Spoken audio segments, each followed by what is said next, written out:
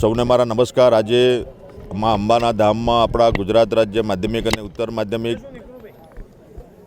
શાળા વહીવટી કર્મચારી મહામંડળ એમાં વર્ગ 4 અને વર્ગ 3નું આજે એક વહીવટી અધિવેશન આજે મળ્યું છે। આ દર વર્ષે મળે છે।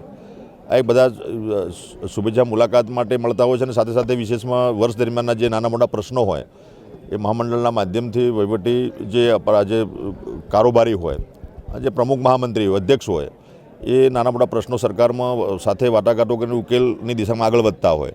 ચાલુ વર્ષે આપણા ચોથા વર્ગના જે કર્મચારીનો જે પ્રશ્ન હતો, વર્ષોથી જે પેન્ડિંગ હતો, એની માંગણી વર્ષોથી હતી બધા મિત્રોની, અને એ ચોથા વર્ગના કર્મચારીઓનો પ્રશ્ન માત્ર એટલું પ્રમોશન, ચોથા વર્ગમાંથી ત્રીજા કોટાવાળામાંથી ક્લાર્કમાં એમને બઢતી મળે, એ પ્રશ્ન વર્ષોથી પેન્ડિંગ હતો। એ માનનીય મુખ્યમંત્રી શ્રી ભૂપેન્દ્રભાઈ પટેલ સાહેબના નેતૃત્વમાં આપણે એને ઉકેલ લાવ્યા અને તમામ જે આ ચોથા વર્ગના કર્મચારીઓ તો 418 લગભગ, એ તમામને આપણે ત્રીજા વર્ગના કર્મચારી તરીકે કાલ્કમાં પ્રમોશન આપ્યા છે।